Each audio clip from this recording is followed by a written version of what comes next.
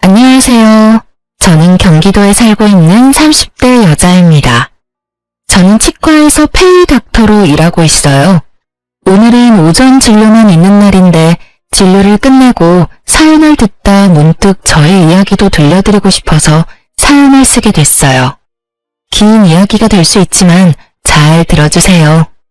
잠시 집안 이야기를 하자면 부모님이 다 살아계신 남편과는 달리 부모님은 제가 어렸을 때 이혼하셨고 전 엄마가 키워주셨어요.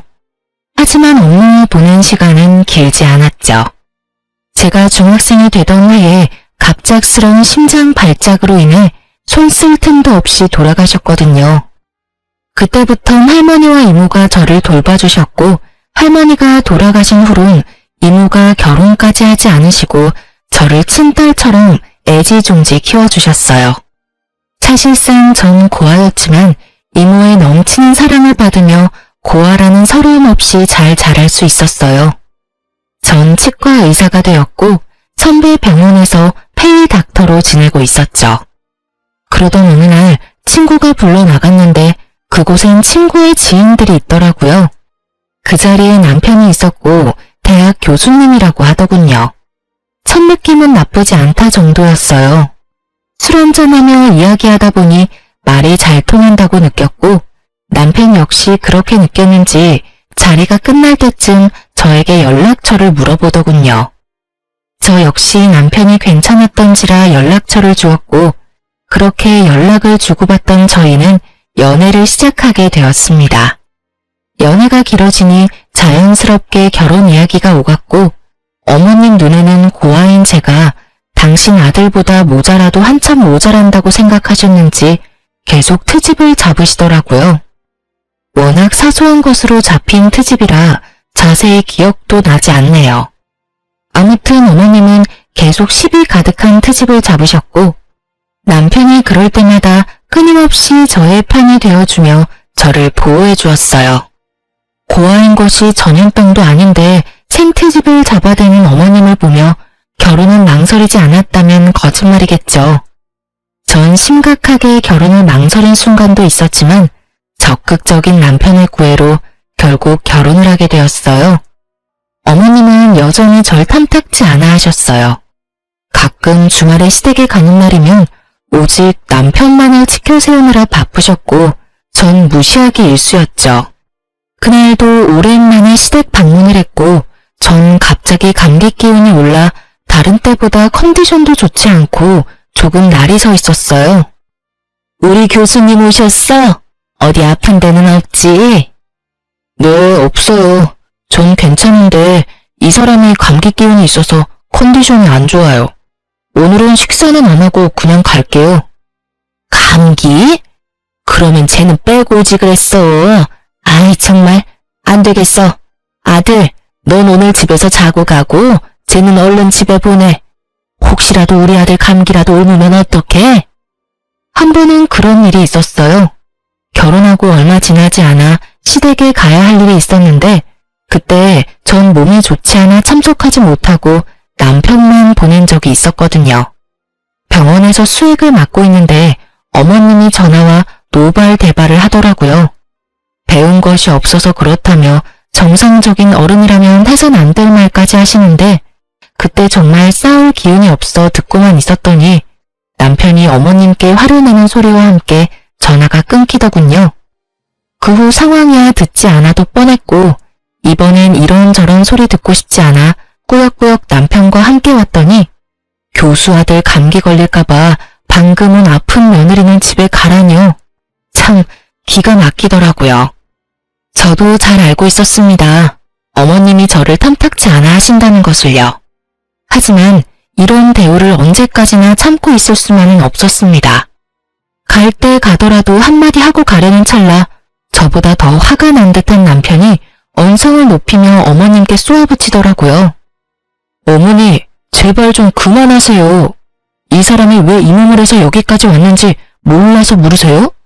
다 어머니 때문이잖아요. 어머님이 이 사람을 계속 꾸짖으시니까 이 사람도 무리해서 온 거라고요. 그런데 그런 사람한테 혼자 가라뇨? 최 교수, 엄마는 그런 게 아니라 정말 우리 교수님이 감기라도 옮을까봐 걱정되어서 그랬어. 엄마는 최 교수 걱정되어서 그런 건데 이게 이렇게 화낼 일이야? 그깟 감기 좀 걸리면 어때서요? 아, 됐어요. 저희 이만 가볼게요. 한동안은 집에 오는 일은 없을 것 같아요. 어머니 말씀대로라면 아버지나 어머니한테 감기라도 옮기면 큰일일 테니까요. 가자 여보. 인사드린다고 괜히 입 열지 마. 그러다 어머니 감기라도 걸리시는 날엔 큰일 나니까. 안녕히 계세요 라는 그 뻔한 인사도 하기 싫은 제 마음은 어떻게 알았는지 제 입을 막아주고선 제 손을 이끄는데 얼마나 든든했는지 몰라요. 집으로 돌아가는 차 안에서 제가 감동을 하여 젖은 눈빛으로 남편을 바라보니 이렇게 말하더군요. 내가 대신 사과할게. 미안해 여보. 어머니가 원래 저런 사람은 아니었는데 왜 저러시나 모르겠어. 어머니 눈엔 내가 당신한테 한참 모자란다고 생각하시겠지. 당신에 대한 자부심이 대단하시잖아. 당신 같은 여자가 어디 있다고. 내가 미안해 정말. 아니야, 나 진짜 괜찮아. 아니, 괜찮아졌어. 사실 나 어머님께 따져 묻고 다신 시댁은 발길도 안 해야지 했었거든? 그런데 당신이 나서서 그렇게 해주니까 속이 확 풀리는 거 있지? 우리 남편 역시 든든해. 매번 내 편해줘서 고마워. 당연한 거지. 당신 마음 100번 이해해. 그래서 하는 말인데 굳이 무리해서 우리 집에 갈 필요 없어. 나의 아들이니까 어쩔 수 없이 가끔은 가야 하겠지만 당신은 당신 마음 가는 대로 해. 이런 대접 받으면서까지 며느리 돌이 다 하라고 하고 싶은 마음은 없으니까. 알겠지? 이렇게까지 말해주는 남편을 보고 있자니 파혼하지 않고 결혼까지 하길 잘했다는 생각이 들더라고요. 지금 저의 눈에 비친 남편은 누군가의 아들이 아닌 완벽한 저의 편, 든든한 제 가족이었으니까요. 어쨌든 전 그날 이후 어머님의 연락은 일절하지 않았어요. 저를 탐탁지 않게 여기는 어머님께 갖은 아양을 떨며 잘 보일 생각이 전혀 없었기 때문이죠. 그저 최소한의 인간 도리만 하며 지냈어요. 그러던 어느 날 어머님이 연락도 없이 제가 근무하고 있는 병원으로 찾아오셨더군요. 제가 그리도 마음에 들지 않는다고 하시던 분이 또 의사 며느리는 자랑하시고 싶은 것인지 친구분들까지 대동하시고요. 어머님의 그런 행동이 참 이해가 되지 않더군요. 갑자기 밀고 들어온 것도 기가 차는데 그 뒤 이어지는 말과 태도는 더 어이가 없었어요. 어머님, 연락도 없이 무슨 일이세요? 치과에 왜 왔겠니? 여기 내 친구들인데 검진해야 한다고 해서 내가 데리고 왔다. 한번 살펴보고 치료해야 할 거 있으면 치료 좀 싹 해주렴. 떼인 돈 받으러 온 사람 마냥 다짜고짜 진료를 봐달라고 하는데 할 말이 없더라고요. 상황이 어찌되었든 일단 오셨으니 간단한 진료라도 봐주는 게 뭐 어떠냐 생각하는 분들도 계실 수 있겠지만 제가 근무하는 병원은 100% 예약제입니다. 이미 예약하신 분들도 기다리고 계셨고 수술 스케줄도 있어 중간에 끼워 넣을 수 있는 틈이 전혀 없는 상황이었어요. 어머님, 저희 병원은 예약제라서요. 이미 예약하신 환자분들이 기다리고 계세요. 오래 기다리신 환자분도 계셔서 먼저 해드리는 건 곤란하고요. 일단 예약하신 환자분부터 진료 좀 할게요. 뭐? 그런 게 어디 있니? 가족이 왔으면 가족 먼저 해줘야지. 넌 그 정도 유도리도 없니? 난 절대 기다릴 생각 없으니 예약이고 뭐고 얼른 우리부터 해줘. 해달란 말이야. 그렇게 우기셔도 안 되는 건 안 돼요, 어머님. 일단 여기 실장님하고 상담하셔서 예약 먼저 해주세요. 우겨? 너 그게 무슨 말본새야? 이렇게 된 이상 난 무슨 일이 있어도 오늘 진료 보고 갈 테니 그런 줄 알아. 얼른 내 친구들 봐주지 못해? 나이도 지긋하신 분이 어린아이처럼 우겨대는데 말 그대로 미쳐버리겠더라고요. 무력으로라도 쫓아야 하나 남편에게 연락해야 하나 고민이 많아지는 순간 예상치 못한 도움을 받게 되었어요. 모든 상황을 지켜보던 예약 환자분들이 나서서 저의 편을 들어주기 시작하시더라고요. 정말 못 듣고 있겠네. 여기 기다리고 있는 사람들 안 보여요? 그러게요. 요즘 저런 시엄마가 어디 있어? 며느리 일하는 병원에 와서 이런 행패가 어디 있어? 난 다 모르겠으니까 순서나 꼭 지켜주세요. 다 아파서 오는 사람들인데 가족이고 나발이고 그런 게 어디 있어요? 그러니까요. 이게 무슨 민폐야? 의사 며느리 업고 다녀도 모자랄 판국에 일하는 직장까지 찾아와서 나 같으면 당장 이혼하지. 저걸 어떻게 참아?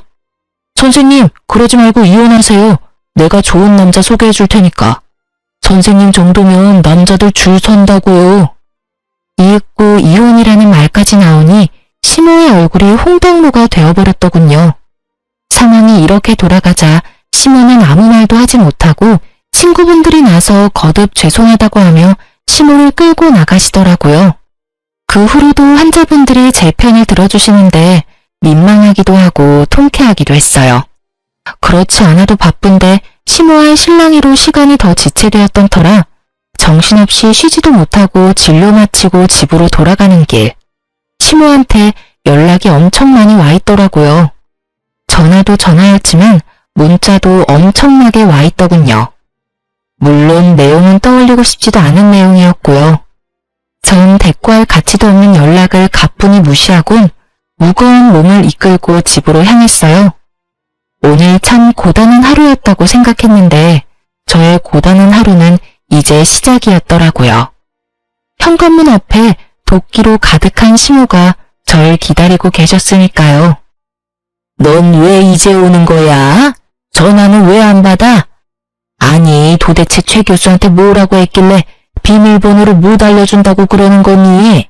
네가 뭔데 내가 이런 수모를 겪어야 해? 이게 무슨 망신이냐고. 이렇게 쏟아내던 시모는 제가 가까이 다가가자 다짜고짜 뺨을 날렸죠. 정신이 멍해지고 그 어떤 말도 생각나지 않더군요. 그때 시모 입에서 제 정신을 깨워줄 말들이 쏟아져 나오기 시작했어요. 이런 버르장머리도 없는 년, 네가 감히 내 친구들 앞에서 내 망신을 줘? 그깟 이빨 좀 봐주는 게 뭐가 그리 힘들다고? 이래서 부모 없는 것들은 티가 난다니까. 괜히 내가 널 싫어한 게 아니라고. 네가 그렇게 본데 없이 굴면 하늘에 계신 네 부모만 욕먹는다. 내가 너 이렇게 못 배운 티 낼까봐 널 받아들이기 싫었어. 알겠니? 내 친구들 앞에서 무슨 망신이야? 그간 쌓아왔던 내 위신이 한 방에 무너져 내렸어. 너 어떻게 책임질 거야? 그걸 왜 제가 책임지나요? 애초에 어머님이 무대포를 밀고 들어오셔서 이 사달이 났잖아요. 그리고 여기서 왜 저희 부모님이 들먹이세요? 그럴 자격이 있다고 생각하세요? 이것 봐. 이 순간에도 눈 똑바로 뜨고 말 대꾸하는 꼴이라니. 되먹지도 못한 것이 독하기까지 해. 눈물 한 방울 흘리지 않고 어른 노려보는 것 좀 봐라. 그렇게 노려보면 내가 무서워할 줄 아니?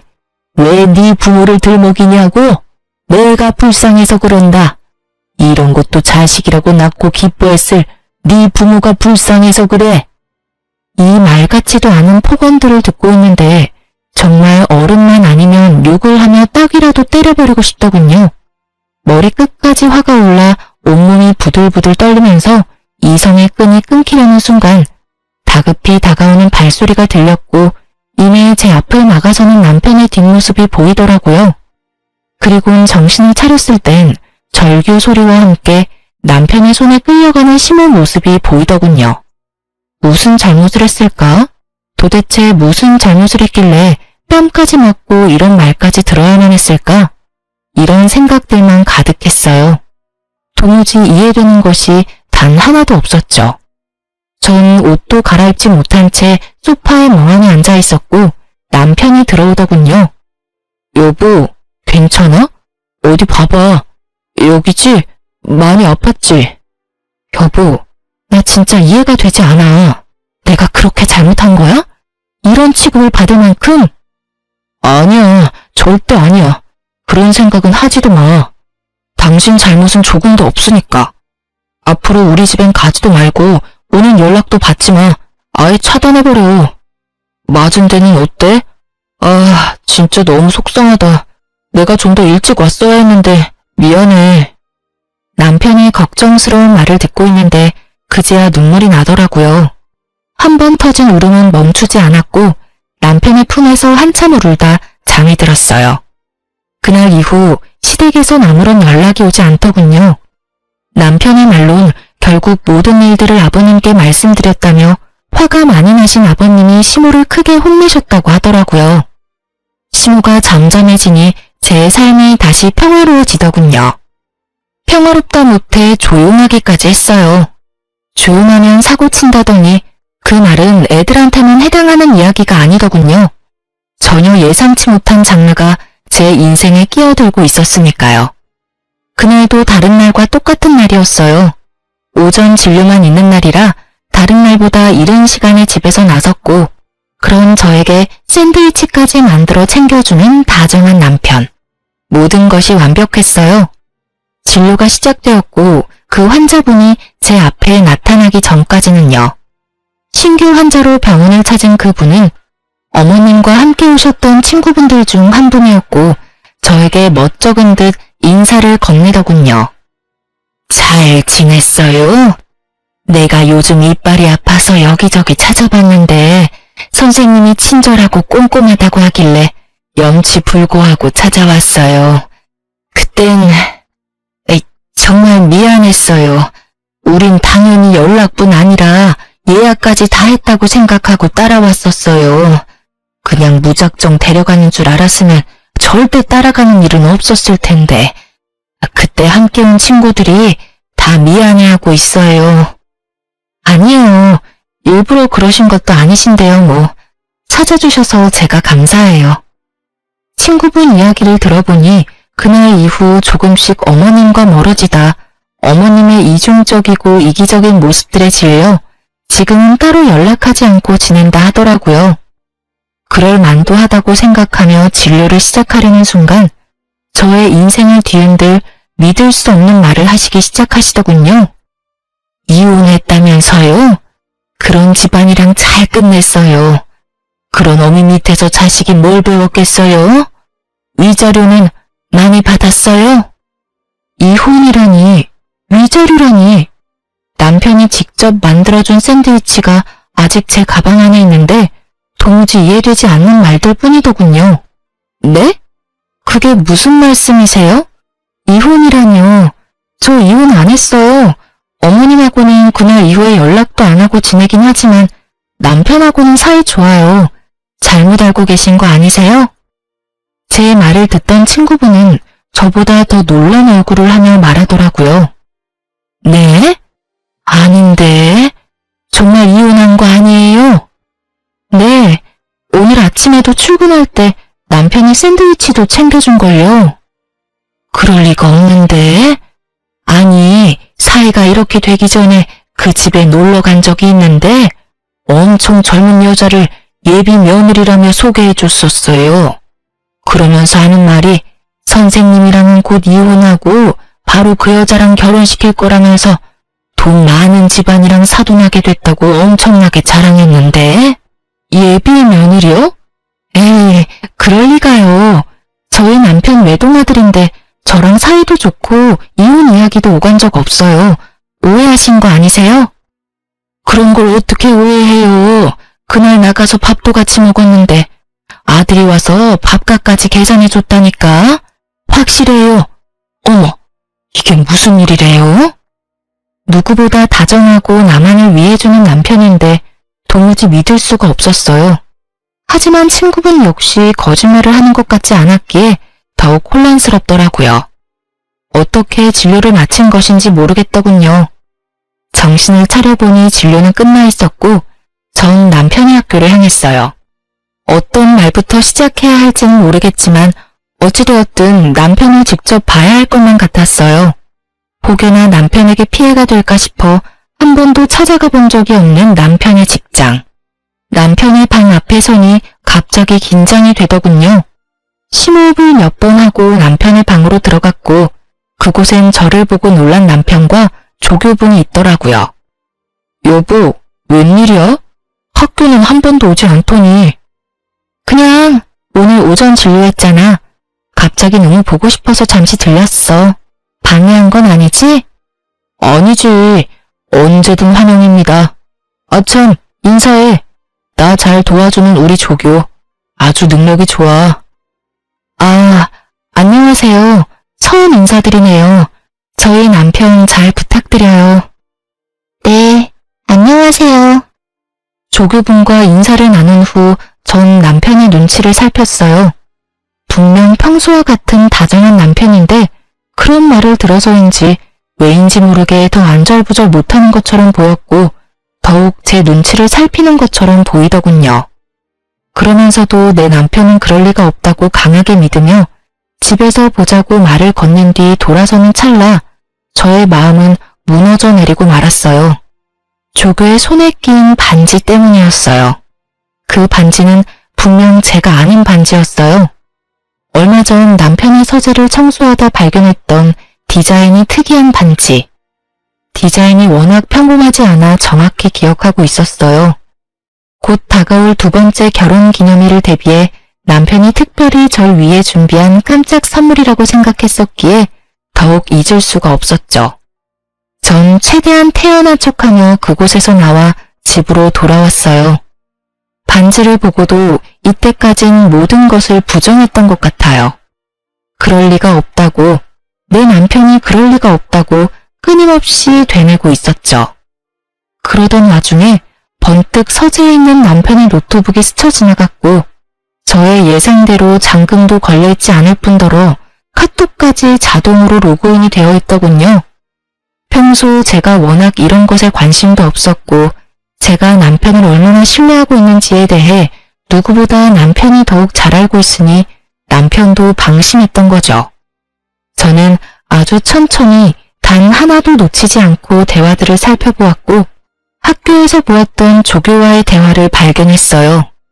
대화의 내용은 외도를 증명하기에 부족함이 없는 더러운 내용들이 가득했고 친구분의 말씀대로 이미 시댁을 오가며 결혼한 사이처럼 지내고 있더군요. 25살, 상간녀의 나이였어요. 보기에도 젊어 보인다고 했는데 정말 어리더군요. 모든 내용이 경악 그 자체였지만 가장 저를 화나게 했던 건 이모에 대한 멸시였어요. 상견례 날 이모는 상견례 장소가 주차하기 힘든 곳이란 걸 아시곤 2대의 차 중 경찰을 끌고 오셨었고 그것을 본 남편이 이모를 대놓고 무시하고 있더라고요.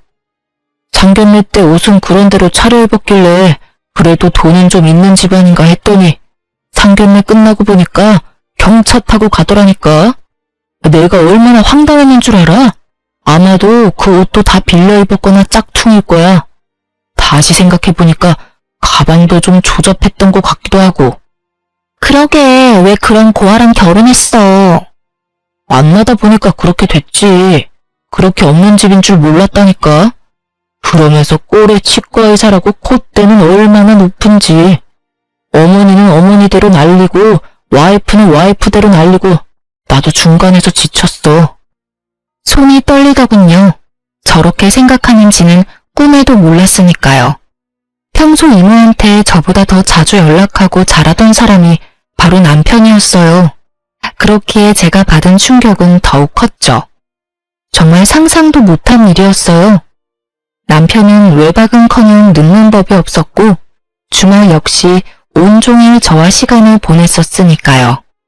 상대가 학교에서 늘 함께하는 조교라는 사실을 몰랐다면 아마 전 끝까지 아니라고 남편을 믿어줬겠죠. 전 떨리는 손을 겨우 진정시키고선 대화 목록들을 다 살펴보았고 경악스러운 것은 여기서 끝이 아니더군요. 어머님과 나눈 대화도 남아있었는데 그곳엔 저에게 앞으로 절대 연락도 하지 말고 오늘 한 이야기는 절대 아버님에겐 티내지 말고 기다리라고 하더군요. 만나는 여자애는 조만간 보여주겠다고요. 날짜를 보니 어머님이 제 뺨을 날린 날이었는데 내용을 보아하니 그날 집으로 모셔다 드리며 외도 사실을 알린 것 같더군요.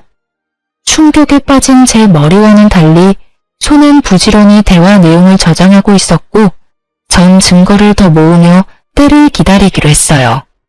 그러면서 이모에게 모든 사실을 알렸죠.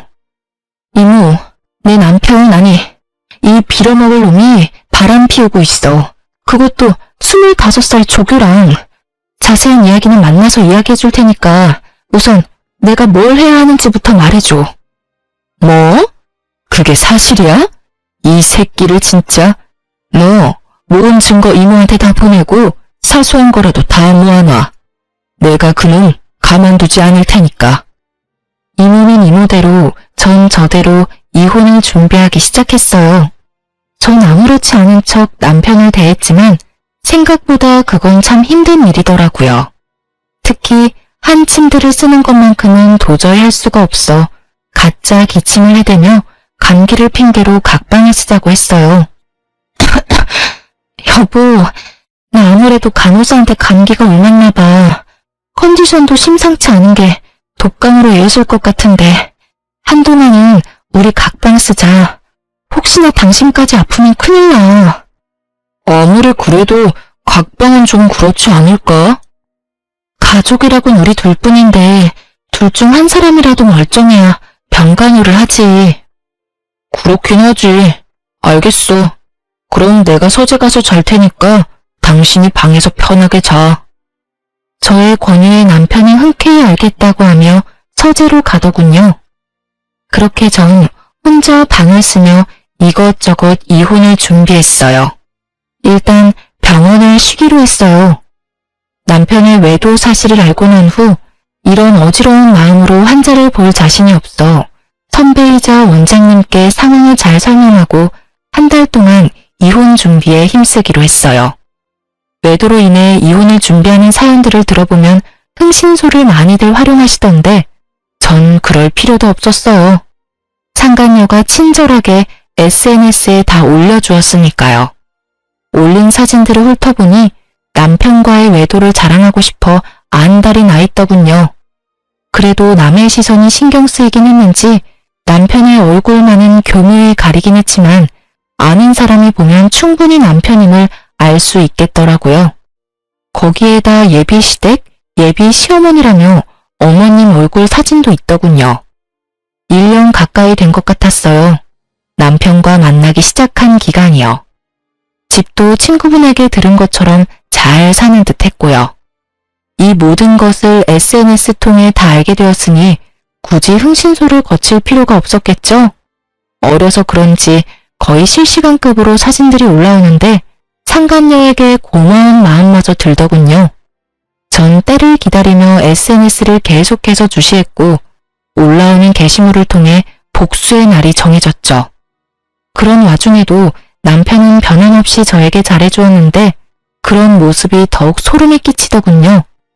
정확히 일주일 뒤 결전의 날이 왔고 이모와 저는 그 인간들이 모인 장소를 향했어요.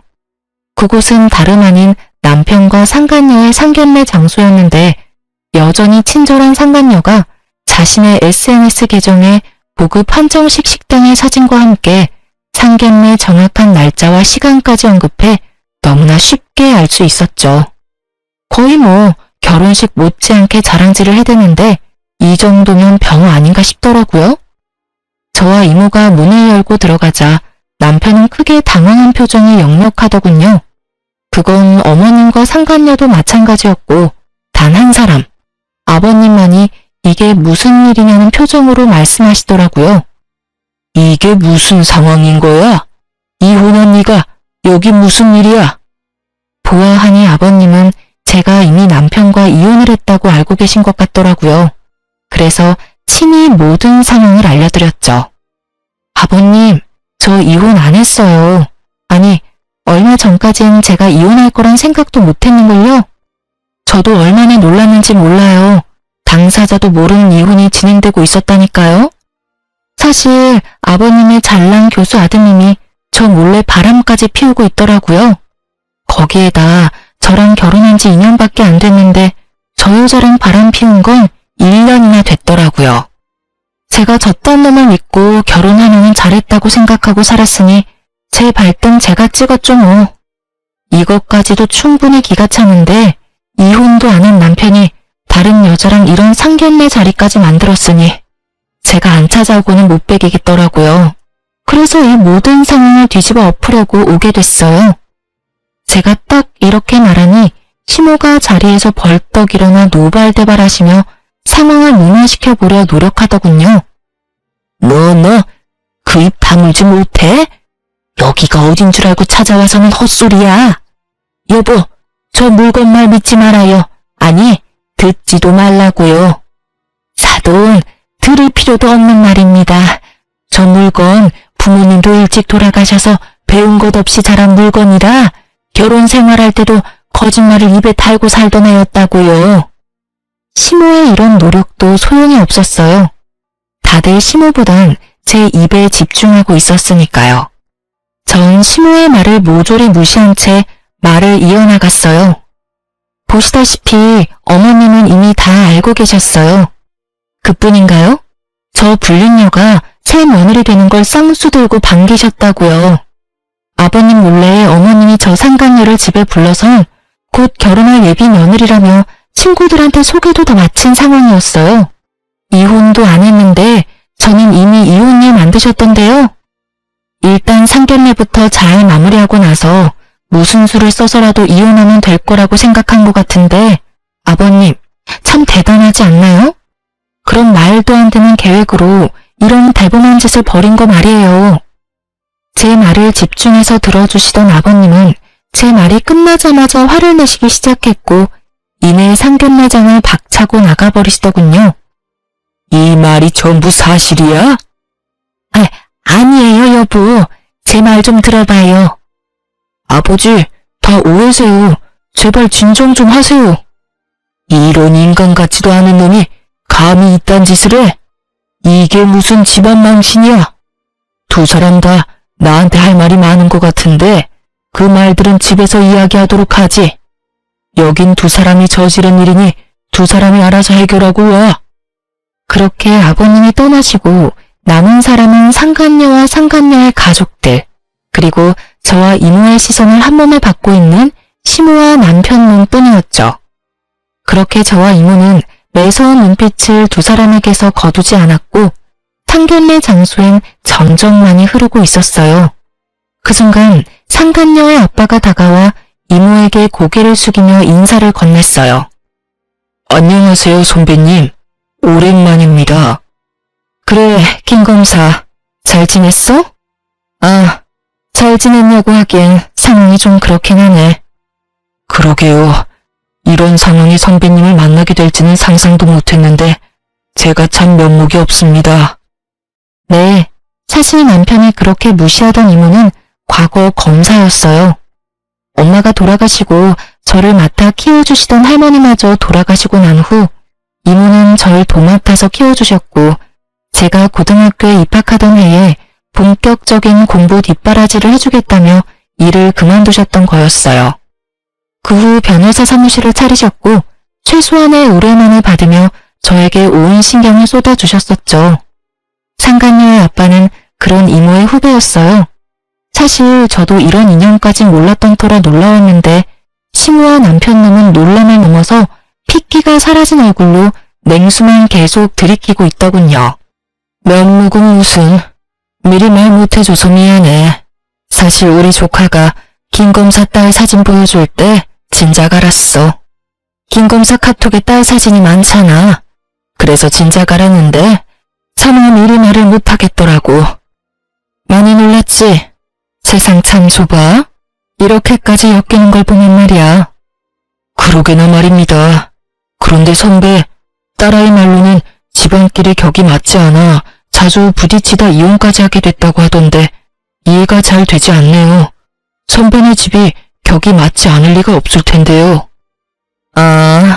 그게 나 한동안 백수로 지내고 있을 때 우리 조카가 결혼했었거든. 조카 시집도 간다고 하고 이제 의뢰나 왕창 받아볼까 해서 사무실 이전 준비하면서 놀고 있을 때라 내 직업이 뭔지 몰랐을 거야. 거기에다가 상견례 자리에 경찰을 끌고 갔더니 그 모습을 보고 가진 것 없는 집안이라고 생각했겠지. 아무리 그렇다고 한들 바람 피우는 것도 어이가 없는데. 뭐? 우리 조카가 이혼을 해? 내가 지금 어떤 마음으로 저 인간을 살려두고 있는지 김 검사는 상상도 안 될걸? 충분히 상상되는걸요. 저도 지금 생각 같아선 어디 하나 분지르고 싶은 걸 겨우 참고 있으니까요. 이모의 말대로 이모는 사무실 이전을 위해 잠시 쉬고 있었고, 빈 사무실만 본 남편은 이모가 작은 사업을 하다가 그마저도 망했다고 저에게 한마디 물어보지도 않고 혼자 지레짐작했던 것이었죠. 거기에다 상견례 자리에 경차까지 끌고 갔으니 그 짐작에 확신했던 것이었어요. 살벌한 두 사람의 대화는 계속되고 있었고, 대화를 가만히 듣고 있던 상간녀의 엄마가 벌떡 일어서더군요. 풍기는 포스가 성격이 보통 아니겠다고 생각했는데 역시나 상간녀의 엄마는 상간녀의 머리채를 휘어잡더니 내가 널 이렇게 키웠냐고 소리를 지르며 질질 끌고 가더라고요. 그 뒤를 나머지 가족들도 뒤따르며 남편을 죽일 듯이 바라보더군요. 특히 상간녀의 두 오빠의 눈빛이 아주 예사롭지 않았어요. 저를 배신해가면서까지 그렇게 사랑한다던 여자가 끌려가는데도 남편은 찍소리 못하고 벌벌 떨고만 있더군요. 그저 사색이 된 얼굴로 저와 이모의 눈치를 살필 뿐이었어요. 참 한심하더라고요. 적어도 자기가 진심으로 사랑한다던 여자쯤은 지켜낼 줄 알았더니 그런 의지조차 없어 보였으니까요. 시모꼴도 한심하긴 매한 가지였어요. 탕민 눈동자로 망연자실이라도 한 듯 바닥에 주저앉아 혼이 나가 있었으니까요. 상간녀를 비롯해 상간녀의 가족들이 모두 사라지고 나서야 정신을 차린 남편님이 갑자기 무릎을 꿇고 빌기 시작하더라고요. 여보, 내가 정말 잘못했어. 내가 당신을 얼마나 사랑하는지는 누구보다 당신이 더 잘 알잖아.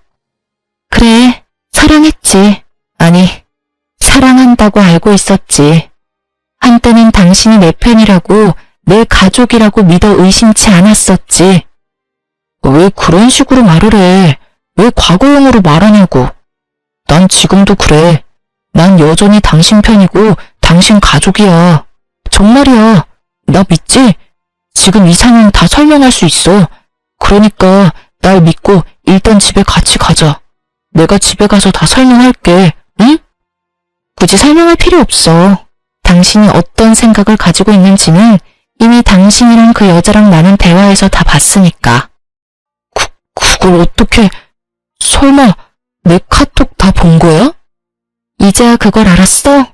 생각보다 당신 머리가 좋진 않구나. 당신을 단 한 번도 의심하지 않은 나도 나지만 당신도 어떤 면에선 참 대범하다니까. 바람 피우는 사람이 어떻게 그 빼도 박도 못하는 증거를 집에 버젓이 둘 수가 있어? 뭐, 그 덕분에 난 쉽게 여기까지 올 수 있게 됐지만 어찌되었든 당신 진심 따위 잘 알았고 당신은 내 편, 내 가족 다 해.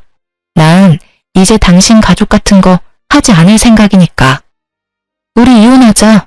여기 이혼 서류. 도장 예쁘게 찍어서 법원에서 봐. 그렇게 전 이혼 서류를 건네고 이모와 그 자리를 벗어났고 이모가 타고 온 외제차에 올라타 버렸어요. 사실 이모가 소유하고 있는 외제차는 길 가면 누구나 쳐다볼 법한 2억이 넘는 고급 외제차였어요. 하지만 운전하기가 불편하기도 하고 주변 사람들이 쳐다보는 게 신경 쓰인다는 이유로 매일 2천만 원짜리 경차를 타고 다니셨어요. 값이 10배나 차이 나는 외제차를 이모가 턱하니 여는 모습에 남편놈 눈알이 튀어나오려고 하더군요. 어찌나 볼만하던지.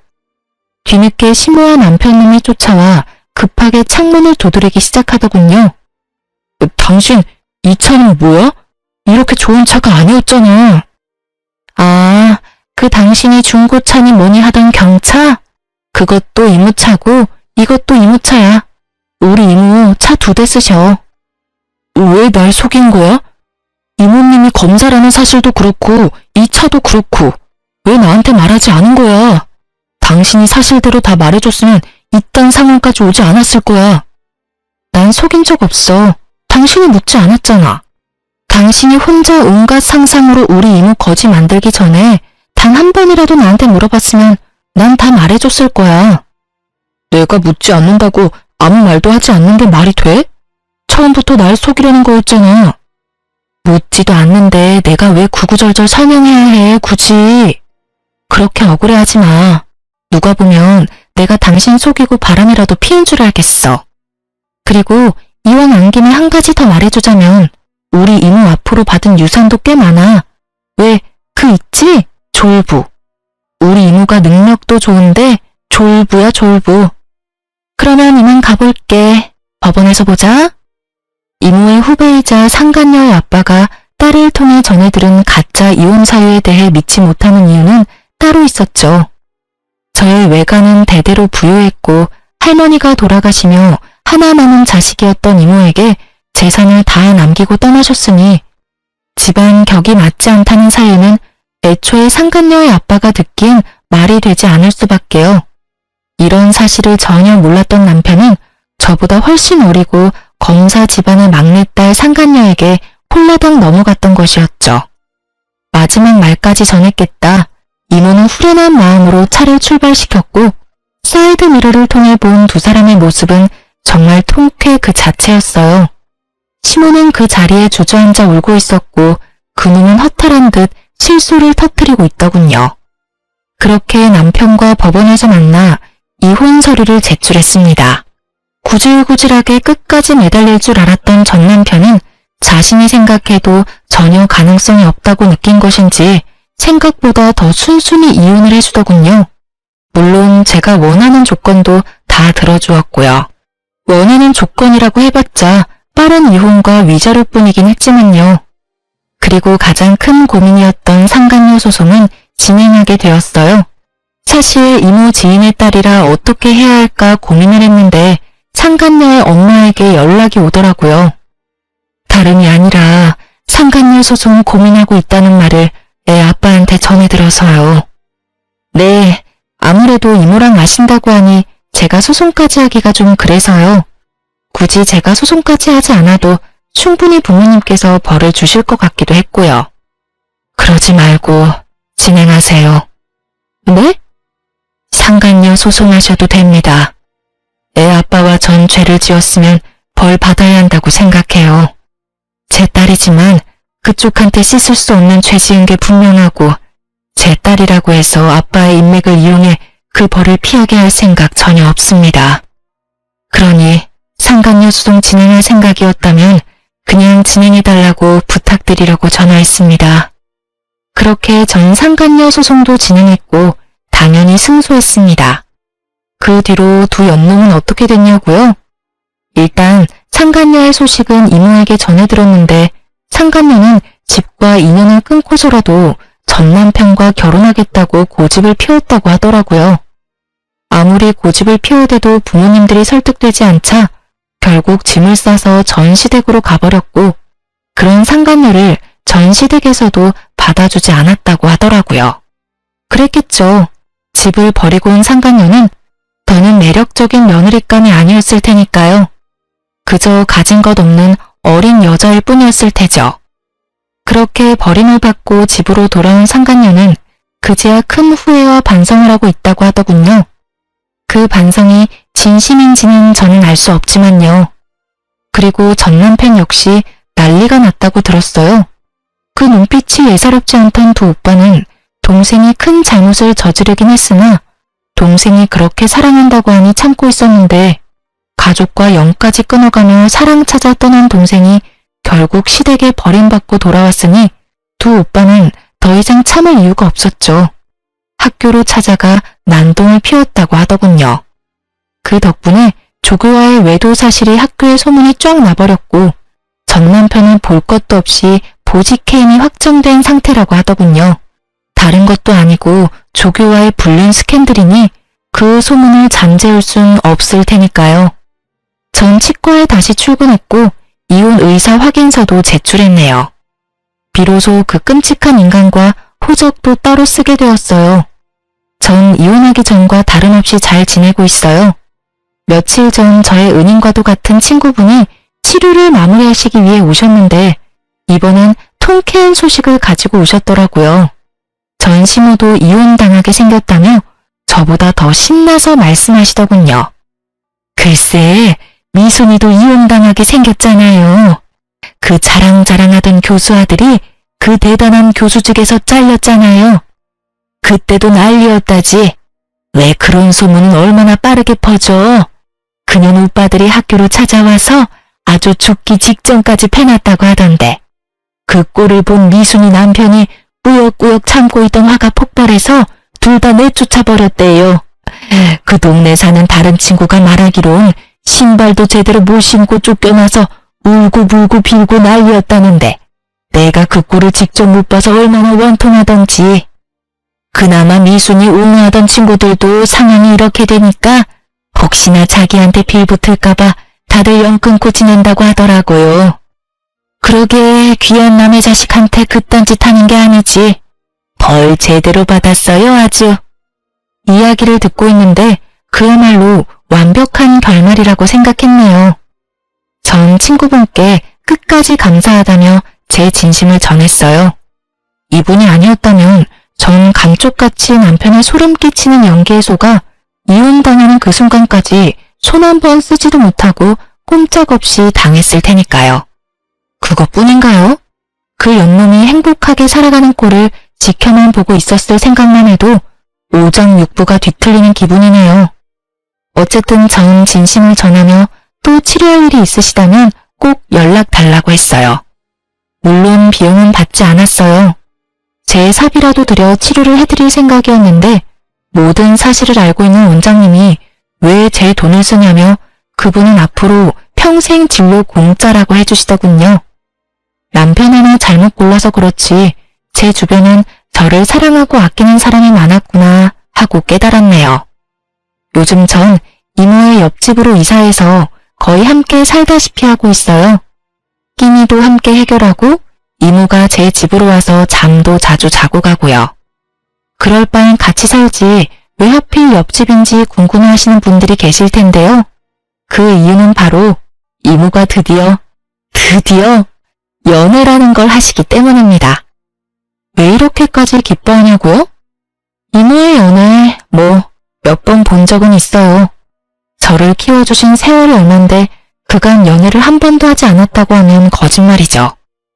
연애를 하긴 하셨는데 지금처럼 진지하고 느낌이 좋은 이모의 연애는 처음 본지라 요즘 제가 더 설레고 있답니다. 기대하는 바가 아주 커요. 2024년 올해의 저의 계획이자 바람은 이모 뒷바라지를 부지런히 해 시집 보내는 것이에요. 이때껏 이모가 저에게 아낌없이 모든 사랑을 베풀어 주셨듯이 저 역시 이모의 뒷바라지를 하며 아낌없이 효도하려고요. 물론 제 인생도 중요하니 열심히 즐기며 살 겁니다. 이렇게 연애 기간보다도 결혼 생활이 더 짧았던 제 이야기도 끝이 났습니다. 어떠셨을지 모르겠네요. 어쨌든 저의 긴 사연 함께 해주셔서 감사합니다. 저는 물러가 볼게요. 오늘도 좋은 하루 되세요.